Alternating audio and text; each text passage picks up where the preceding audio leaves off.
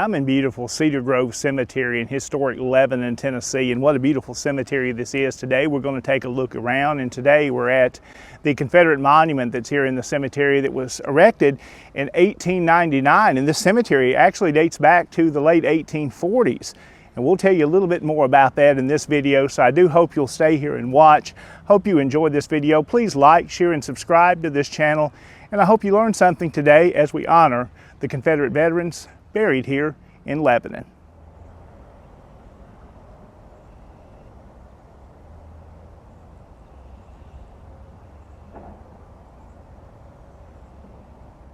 And we're at beautiful Cedar Grove Cemetery in Lebanon today. This land that we're looking at where the cemetery stands was purchased by the city of Lebanon in 1846, and beneath its beautiful trees lie more than 150 soldiers who served in the Confederate Army during the war between the states, including many men from right here in Wilson County who enlisted in the 7th Tennessee Infantry.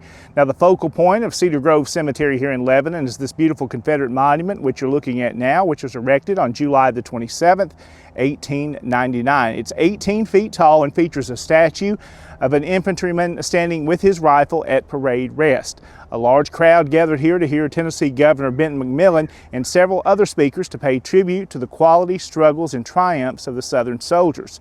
Also, General Robert Hatton, a former U.S. Congressman whose statue stands in the town square, is one of the notables buried here who we've looked at today. Also, Colonel John H. Howard, Colonel Sam G. Shepard, and Captain A.K. Miller, all of the 7th Tennessee Infantry, also are interred here. 9 men of Morgan's 2nd Kentucky Cavalry were killed on May the 5th, 1862, by the way, during the Battle of Lebanon, and they're also buried here as well. The names of the Confederate soldiers buried in Cedar Grove Cemetery are etched on the sides of this memorial, and of course others will be added as they are discovered. This beautiful Confederate monument here in Cedar Grove Cemetery in Lebanon. Let's take a little closer look at the monument today here and read some of the inscriptions on it here, and we'll take a closer look at this beautiful monument here in Lebanon to our Confederate soldiers and our Confederate dead. It says, "Sacred to the memory of Confederate soldiers who sleep in the cemetery and to their surviving comrades who shall rest here. Immortal heroes, your unparalleled courage, your blood, your patriotism have bequeathed to all generations an example of sublime heroism, and to your country an eternity of fame. The Confederacy, without an army, navy, or government, 600,000 volunteers sustained the assault of over 2 million men, supported by the strongest government in the world for 4 years. Its destruction rendered necessary a public debt of over $2 trillion. The sacrifice of 349,944 lives and 1,366,443 pensioners." A beautiful monument here in Lebanon, many inscriptions around it, and we'll take a look at some of those, and of course all the names that are listed here on the monument in Lebanon. A beautiful monument to remember our Confederate dead. We pay tribute to all these men that paid that ultimate sacrifice and sacrifice for the South and are truly our heroes. A beautiful monument here in Cedar Grove Cemetery in Lebanon. It's an honor to be able to be here and pay our respects today.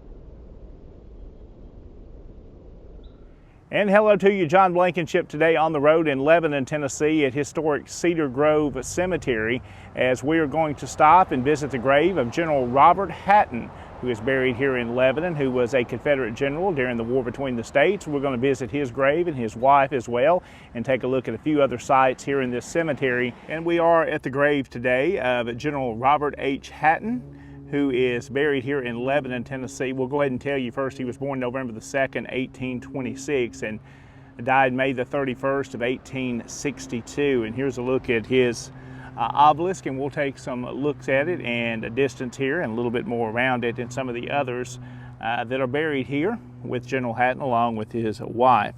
General Robert H. Hatton was born in Ohio, with sources differing as to whether his birthplace was Steubenville or Youngstown. He was the son of Reverend Robert Clopton Hatton, a Methodist minister.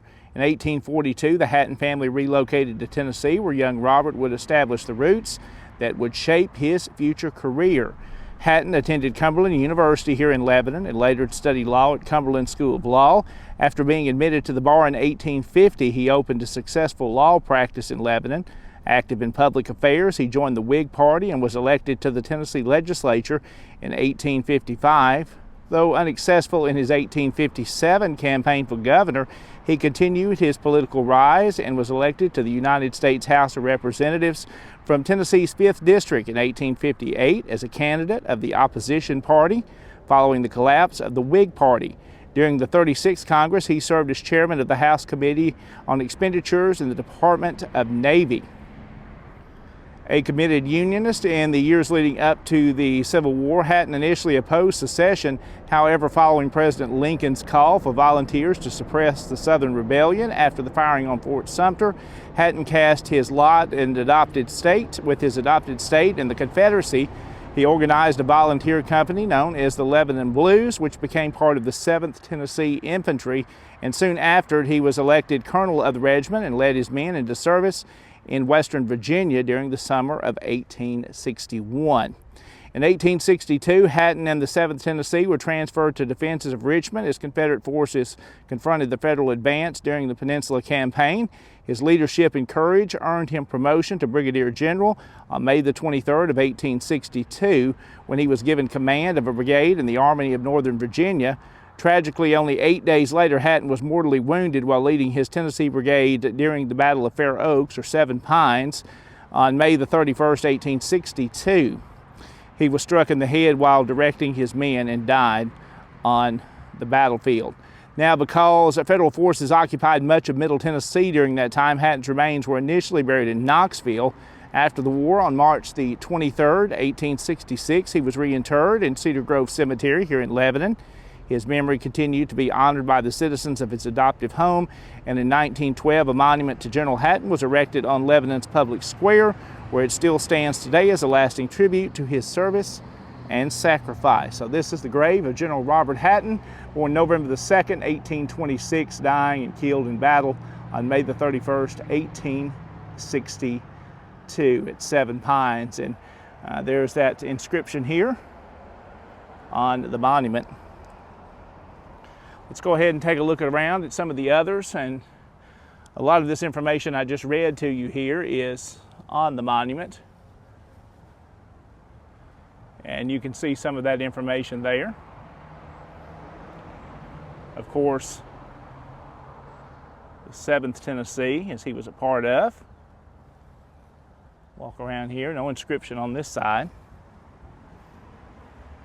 And here's his wife, Sophie Hatton, was state librarian of Tennessee for 8 years, founder Associated Charities, a Nashville missionary in Japan for 15 years.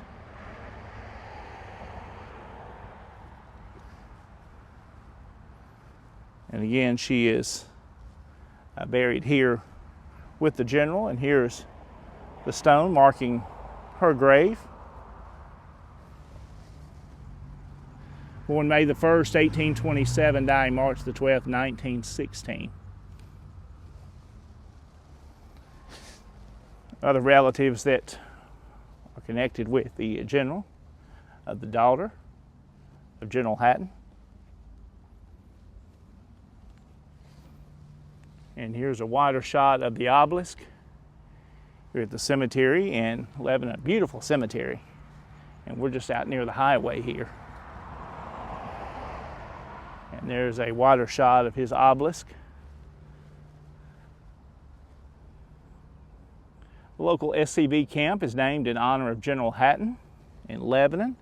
And here's the Southern Cross they recently placed here at his grave.